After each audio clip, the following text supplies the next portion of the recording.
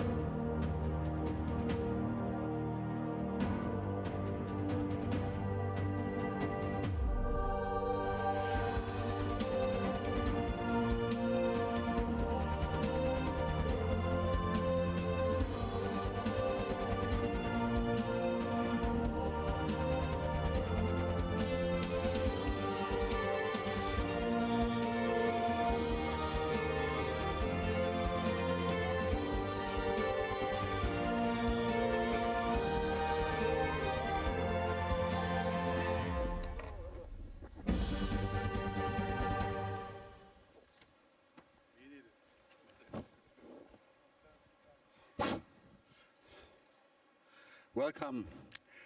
Good afternoon. Well, what a wonderful crowd, full hall, and important issues. My name is Wolfgang Ischinger. I come from the Munich Security Conference, and I'm proud to say that we at the Munich Security Conference have been partnering with the Doha Forum very successfully for a few years now. And the Munich Security Conference has been extremely proud to have had over the years key speakers from the region, including, of course, His Highness the Emir, His Excellency the Defense Minister, the Foreign Minister, and others. And we look forward to continuing this.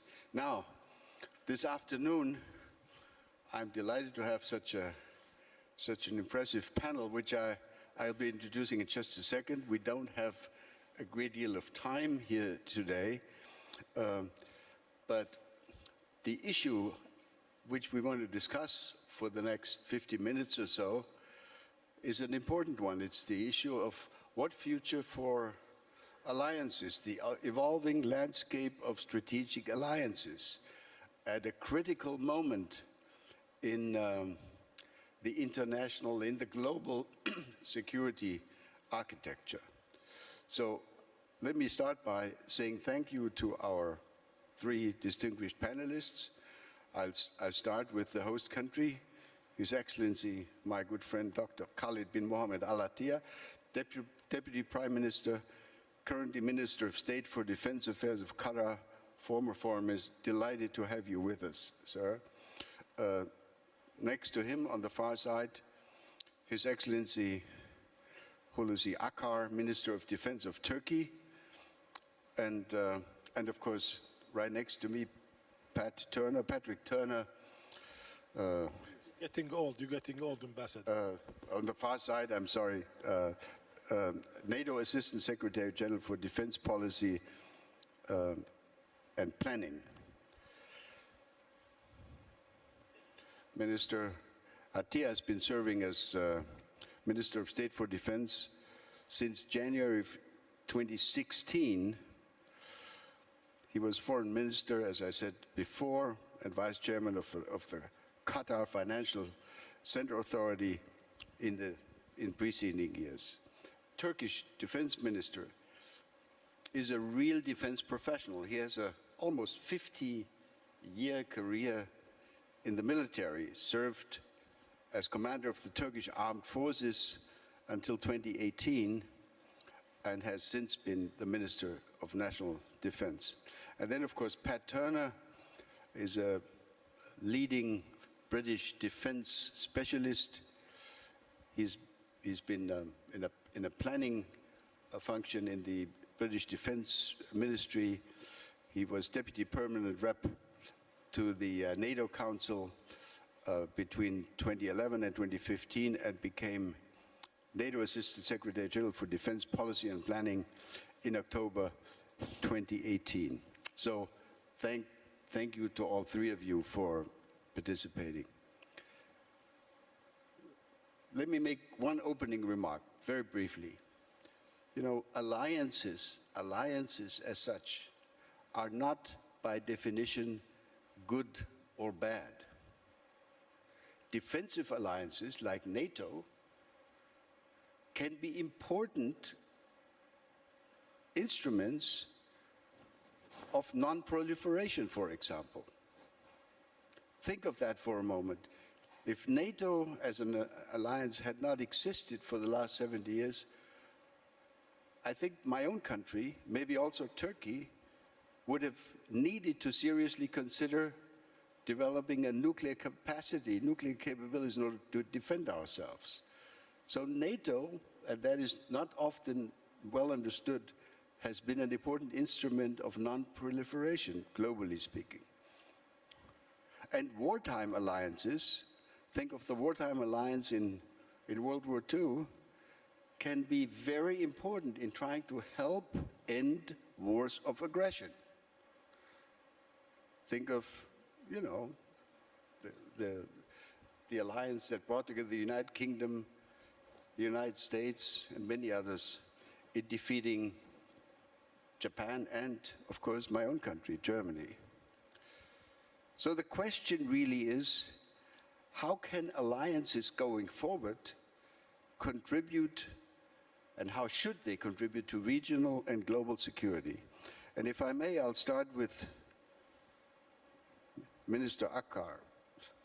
Turkey is, of course, currently playing an important role in trying to mediate, in trying to entertain discussions between Ukraine and Russia. Talks have been held in Ankara. Can you talk a little bit about the current state of play seen from Turkey? And then, you know, what is your assessment, Minister, of the international security environment in general? What contribution, what role can Turkey play as you look at future security threats? What should or what must NATO do? How should NATO adapt in the face of evolving security developments? What might be the role of Turkey in this situation? And lastly, given the global threat of terrorism, how should the alliance adapt to fight this threat? What is Turkey's experience? So, if I may invite you to speak for a few minutes. We have agreed that each of the panelists will talk for only a few minutes. We don't want long speeches. So, Mr. Minister, you have the floor. I don't have effort. Thank you. Thank you, Ambassador Ischinger, and good afternoon, everybody. It is once again a great privilege for me to address such a distinguished audience. And at the same time, I'd like to thank brothers and the friends of Qatar especially for the Minister Khalid, for the invitation to this world-class forum. Now, I'll try to answer your question. First of all, in general, some of the theory. Right after that, regarding the Turkish role in the issues. Historically, as you all know, the states always like to be in an alliance for their safety and security against the threats, real and the perceived threats. Meanwhile, security conditions are changing rapidly, so that the adaptation of the alliance to changing security conditions is essential. Today, we have entered a more unstable, unpredictable security environment, as you notice. We are currently being tested by new hybrid threats in addition to conventional ones. On the one hand, the conventional one continues, but at the same time, we have the hybrid threats coming from the different directions. We know conventional state-on-state threats. Now we have also terrorism, extremist ideologies all around, failed states, frozen conflicts, mass and irregular migration, and the climate change. Those are the issues that we have to deal with for our nation, for our alliance. Number of the refugees worldwide currently has reached to 85 million. We can say, therefore, terrorism, extremism have gained ground. Because that sort of the situation, giving a great I would say the opportunity for the terrorists to do something against the current structure in the states. In the past, as you know, war was primarily a state activity. Now, the state-like actors and the proxies are also playing an important role. Sometimes they are even regarded as partners, unfortunately. Yeah, very unfortunately, because there are lots of the proxies and some groups. Unfortunately, they are acting with some of those nations as a partner. We are very sorry. Besides, terrorists use social media. This is another important point, to recruit individuals, spread their ideologies through the social media. So all of us, we should be very keen, very sensitive, and very careful on this issue to stop them, to avoid that sort of things, and then to protect our young people, young generation, our people, from the effect, from the impact of that sort of groups. They use at the same time fake news. We are meeting every day, and the photos, videos to spread this information. Artificial intelligence, nanotechnology, and the autonomous systems also need to be reconsidered in the new security environment. Any crisis in one part of the world can easily become a global problem affecting all of us. Remember the chaos theory, the butterfly effect. Clearly, global problems require global solutions.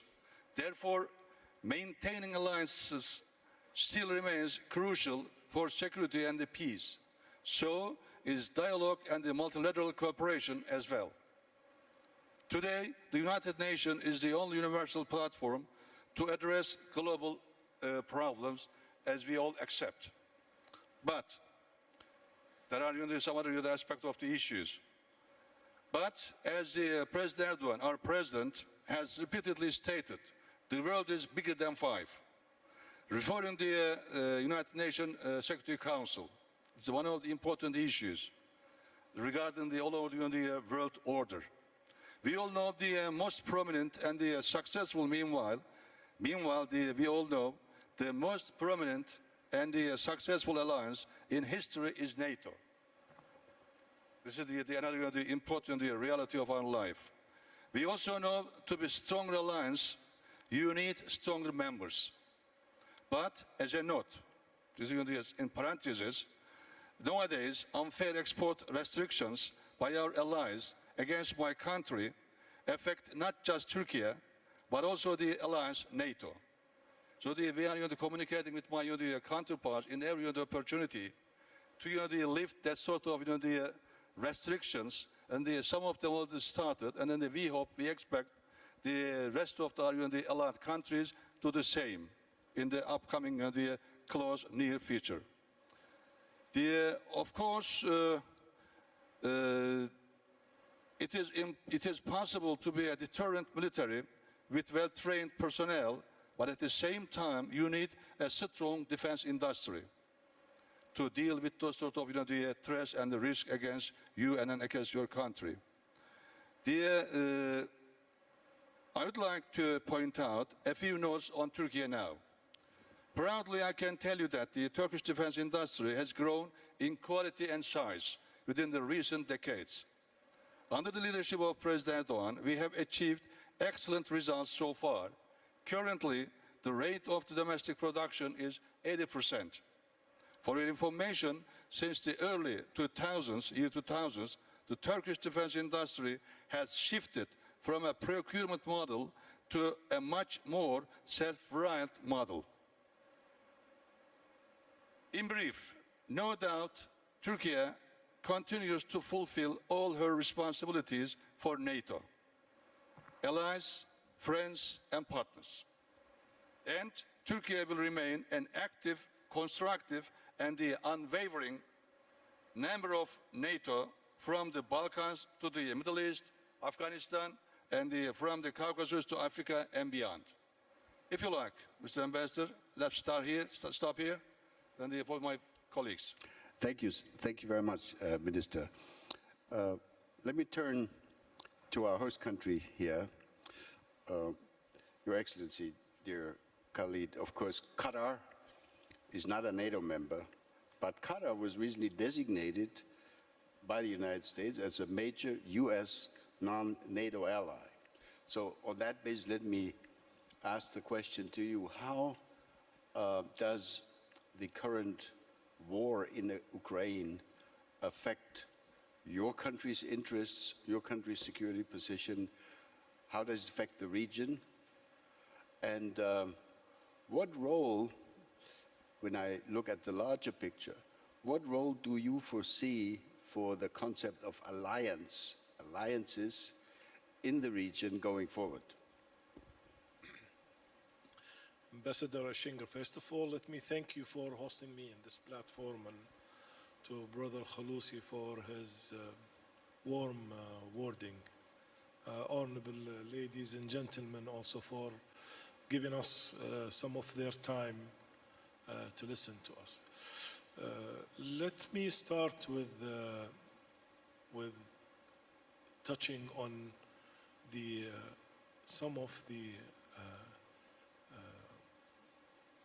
some of the alliance issue we are facing.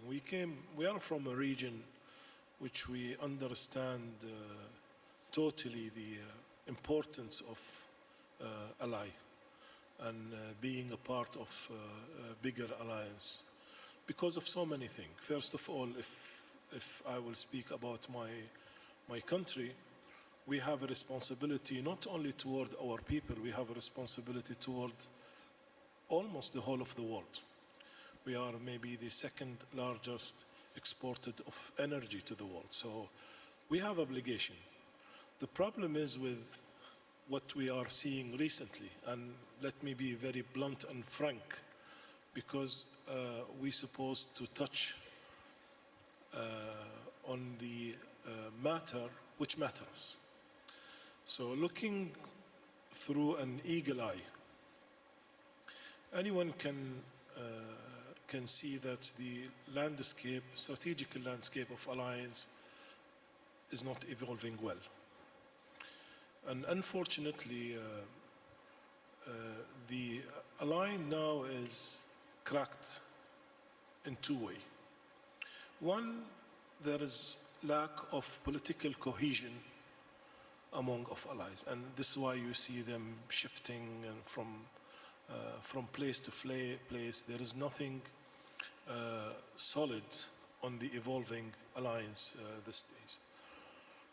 The second, the new approach of ally, which I don't like to mention it, but it is there for fact.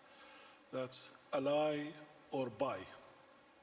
this ally of by terms is worrying in some extent. And people are not differentiating, or some countries are not differentiating between protection agreement these days and to be a true ally. Ally trustworthy, ally you can solve issues. So this is why in Qatar you see us active, trying to reach out, trying to mediate whenever we can, because stability is important for us. And we know that we have this obligation toward the world.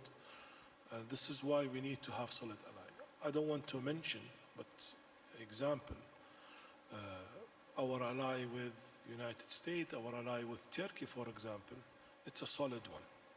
It's based on so many factors. This is why you see it successful. But honestly speaking, we want to talk about wider ally. And non-NATO major ally is a good step to Qatar. Qatar has done very good thing which brought peace and stability. We will continue to do this. But we need also to look into the new approach of short sight, one night stand ally, if I may say. So I'll keep it short as this. Thank you. That was clear enough. Thank you. Thank you.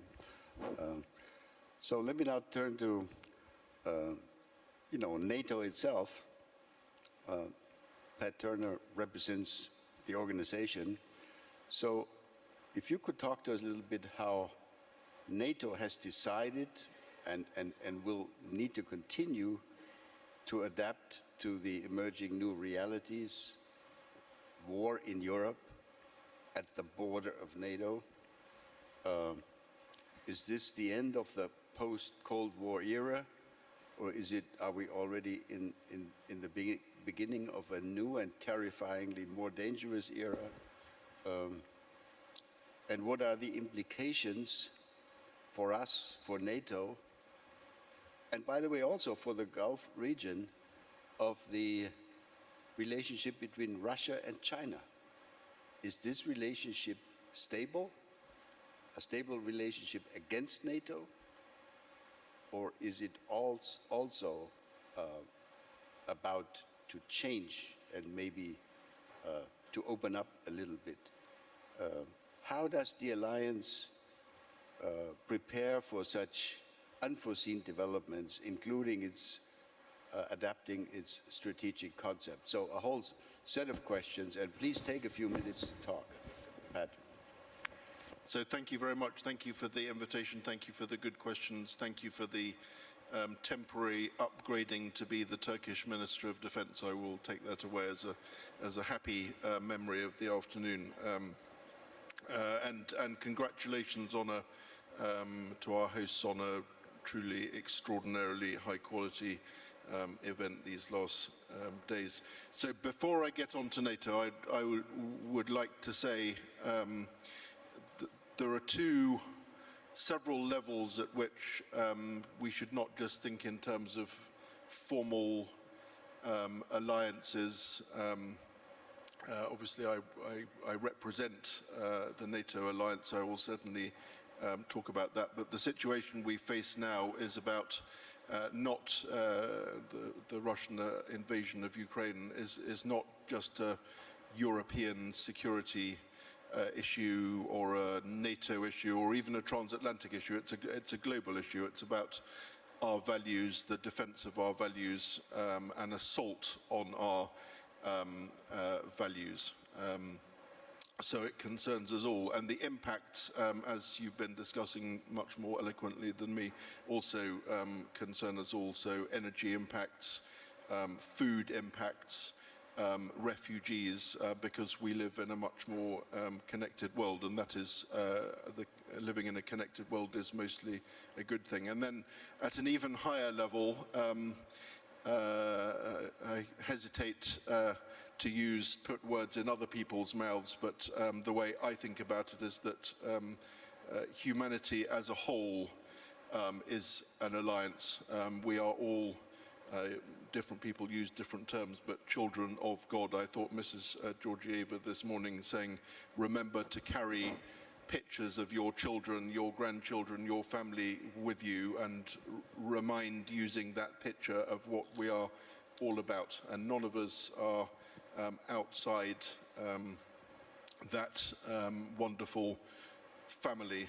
So anyway, that's the background that I think about it from, and I would say that the response to Ukraine has been an extraordinary global coalition amongst governments, institutions, companies, private individuals, a lot of it action taken with no prompting from government. So this shows the power of a networked world, the power of a world where we actually pay attention to our values, and we're willing to pay a price for those values, and saying there's actually no place in this world for a reappearance of old-fashioned imperialism. There's no place for disregarding the agreed international rules. So on NATO, first of all, with the Turkish minister here, I want to say very clearly, really thank Turkey for the central role that it plays in NATO. It's a fundamental, large, important role. Turkey helps to ensure the security of allies. And just to say that the purpose of the NATO alliance, which is now 73 years old, but is not, I would say, in any danger of becoming geriatric. We are still young at heart, because it has a simple, a clear and a necessary purpose. The primary purpose is to ensure the defense of all allies. And the need for that purpose is more than ever evident today. But it's not an alliance against anybody. It is not an alliance which threatens anybody, but we are determined that we will deter attack on allies, and we are determined that we would defend ourselves if we were attacked. And I'd say, friends here would have been watching news of a NATO summit, a G7 summit, an EU summit, President Biden being in Europe last week, and the clearest thing on display across those events is an extraordinary level of unity, an extraordinary level of concerted, coordinated, but also autonomous in some cases, strong action, far stronger than President Putin probably factored into his calculations, perhaps stronger than we might have expected ourselves.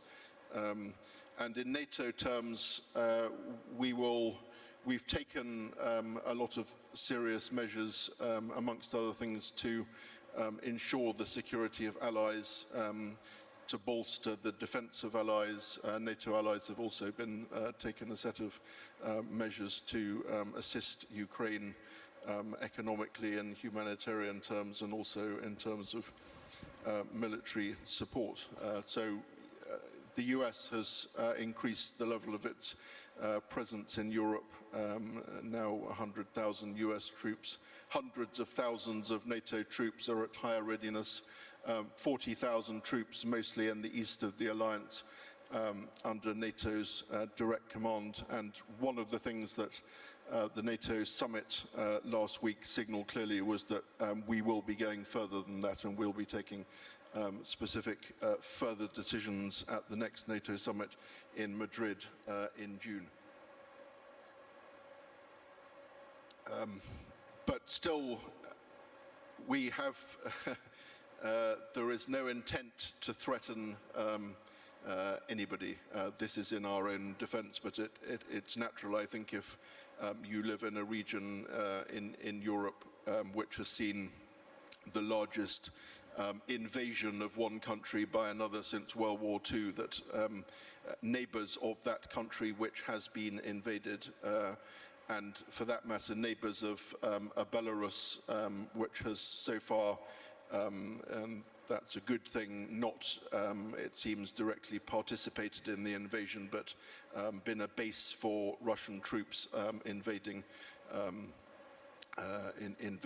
Ukraine. It's natural that neighbors are nervous, and other allies need to take that into account. The other thing we've been saying is that we want it anyway, but we want all the more now to build our partnerships in this region further afield in Europe. So there are countries with which we have close relationships in this region, but also in Europe, countries like Finland and Sweden, where there's a more active debate on joining NATO. We've been signaling very clearly that the door to NATO membership remains open, despite the fact that President Putin used a possible aspiration by Ukraine to join NATO as a pretext for invading a peaceful, democratic neighbor. But the door is open. And then we would like to do more. We're already doing a good deal with other partners potentially at risk, Georgia, Bosnia and Herzegovina, but we would like to look at what more we can do to support other countries which may come under threat from Russia. And I think that's enough for now. Thanks. Thank you so much. Let me turn back to the two defense ministers here. And as the Ukraine issue, the Putin war, forces us to focus at the current moment on that, it is of course not the only issue that we need to look at. There is, as I understand it, a good prospect of the JCPOA negotiations about Iran coming to hopefully a successful conclusion in coming days or weeks. Now, my question, and if I may start with you, Minister, assuming that the JCPOA matter could be successfully settled, would that lead, in your view, to a new opportunity to think about regional security arrangements? Would it produce a new vision for how the Gulf states, your own country included, are going to deal with the larger regional issues? Would it lead to stronger alliances? And I mean alliance not only in the formal sense that NATO is an alliance where we have a treaty, there are also informal alliances. There are various shades of gray in between. So if you could talk to us a little bit about what you hope to get out of such a development, if it happens, and what you think is not going to happen, please. Yes, thank you. This is a good question, Ambassador. We've been looking forward a long time back that this agreement come to a successful end with Iran. And yes, you're right. I believe if this come to a positive conclusion, we need to go to the second step, which be, especially here in Qatar, we've been asking and encouraging our colleagues in the region that we need definitely a security framework among the player on this region. And any advancements on the agreement with Iran will reflect positively on the other issues on the region. And this is very much, encouraged by us for a long time ago, that at the end of the day, you cannot separate the country and the region apart from each other. We have to live together. And the best way to do this, and the solid ground which we stand on, is to have a security framework agreement among this country. So you're right. Turkish defense minister, how does Turkey look at such a development? I mean, you've been an established, long-time member of NATO, and I think that's been, as Pat has said, good for NATO, good for Turkey. But you're looking at a region beyond the borders of NATO, which has been affected by conflict and huge differences, and even military conflicts. So how does Turkey look at the Gulf and the relationship with the Gulf countries going forward?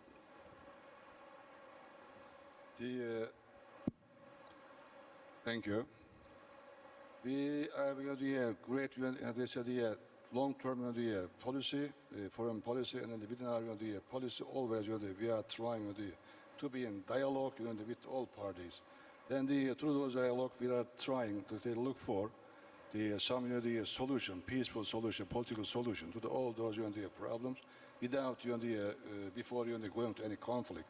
So within this area as well, we are very friendly with everybody. And then as my brother said, never ever we are making any difference between those nations, and we like to be friendly with all of them. And then we are supporting every initiative, peaceful initiative, to find a way. Now taking this opportunity, I'd like to mention, to give you to lack of enough time, give you an overview what we are doing the NATO, Ukraine, and the Turkey issue. In the last 30 years, for the information, many of the crises, unfortunately, happened around my country.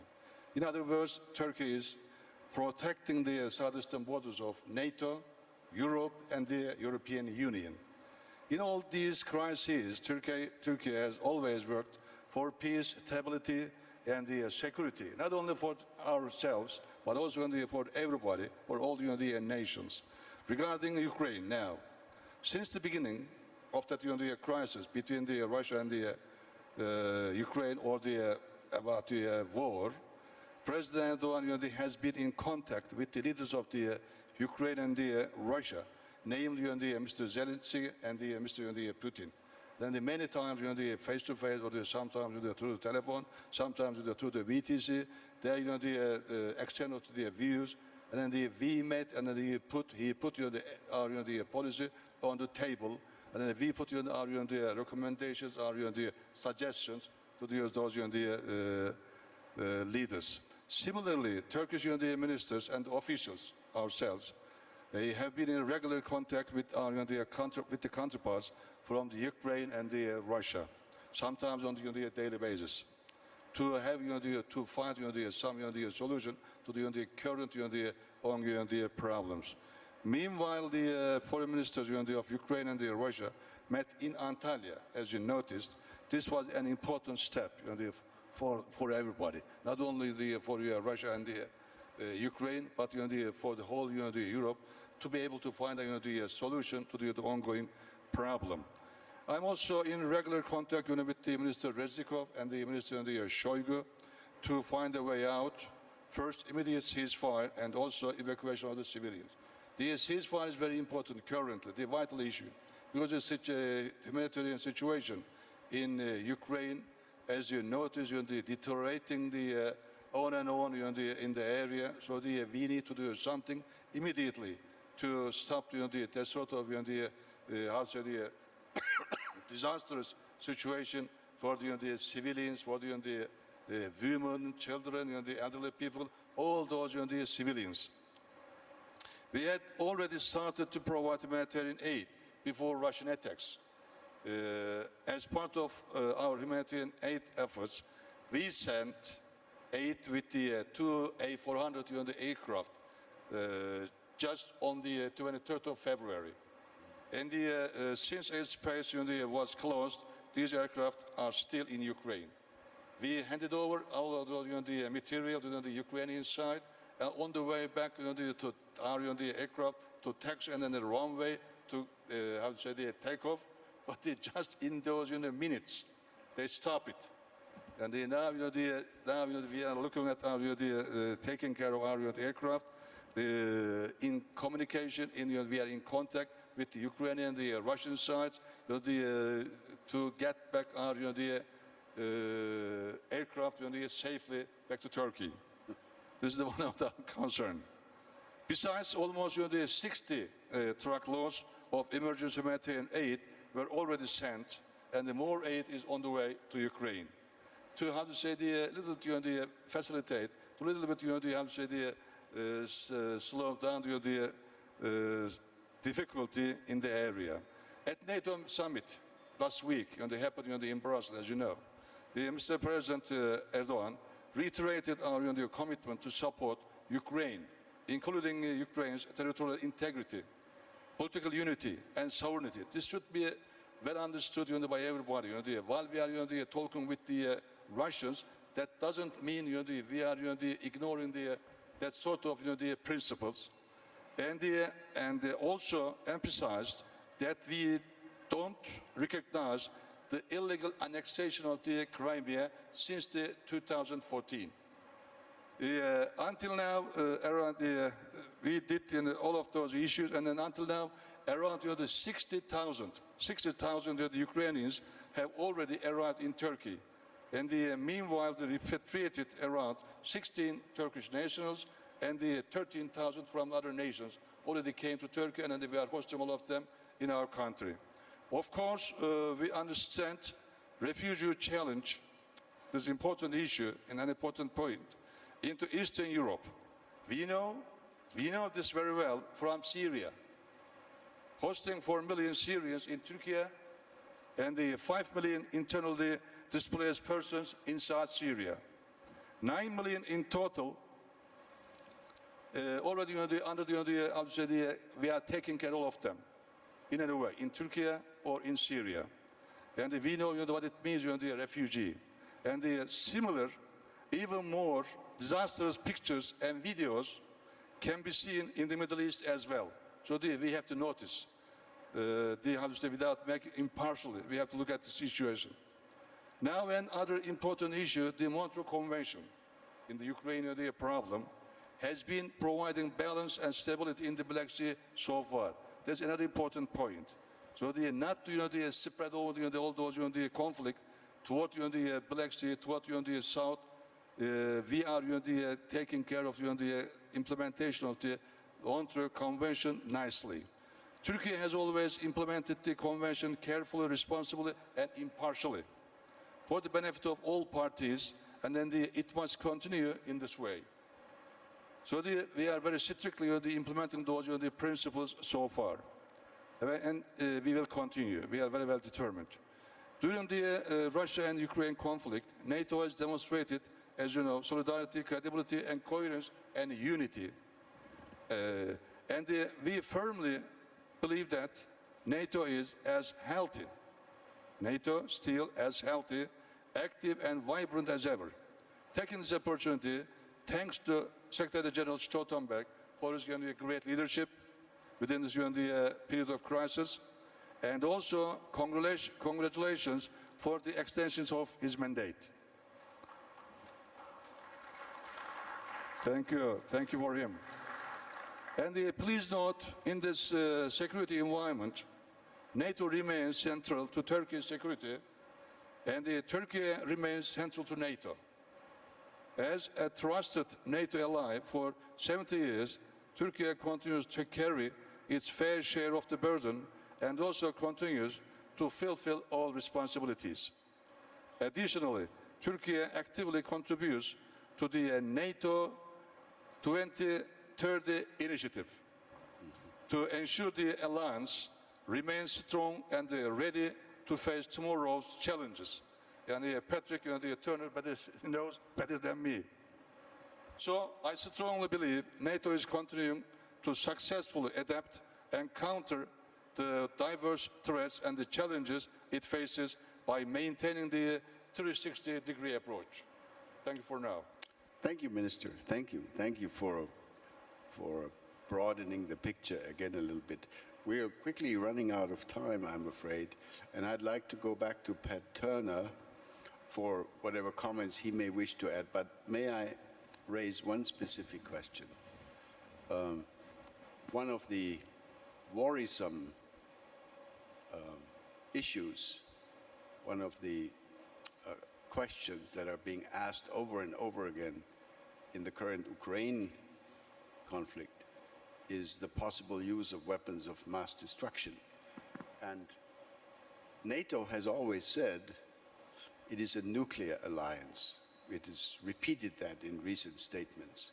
So my question to you is, how concerned would you be, how concerned would NATO be as an alliance that as a result of this current conflict, there will be more countries than in the past thinking about possibly trying to acquire nuclear weapons as a kind of a reassurance against the kinds of, acts of aggression that a non-nuclear country like Ukraine is currently undergoing?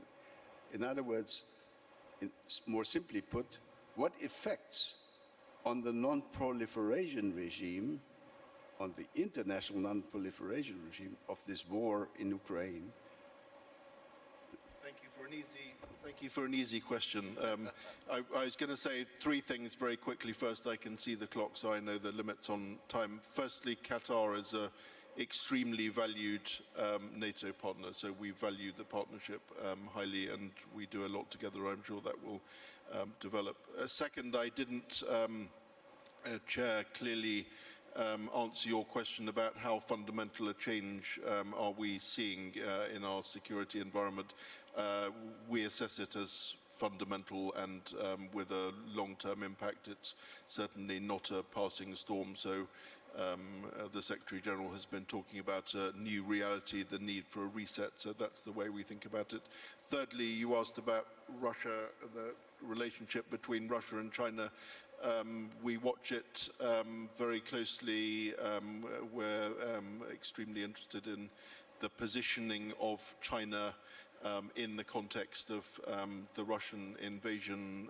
I won't repeat the messaging, for example, from President Biden last week, but we have a general message that firstly, sanctions will work if Russia can't find loopholes, and secondly, we would strongly discourage anybody from joining military support to a country which has just launched a massive invasion and unprovoked, unjustified invasion of a neighbor. Last point, are we worried about nuclear? Yes, we've certainly been saying very strongly that we would like President Putin to stop. I think the Secretary-General has called it nuclear saber-rattling, loose rhetoric, threatening rhetoric about the use of nuclear weapons. We would certainly be very concerned if one of the long-term consequences of what Russia's done in Ukraine is to encourage other countries to acquire nuclear weapons. We would be very strongly against that development, but I agree it will have to be watched closely. Well, at least that is not an entirely pessimistic last word. I'm afraid we've run out of time. The sign here is time's up. So let me invite our audience to offer a vote of thanks and applause to our three panelists. I want to thank all three of you for your contributions at an extremely challenging time for alliances that exist, and as we look at the challenging question of how alliances can contribute to peace and stability and security going forward. Thank you so much.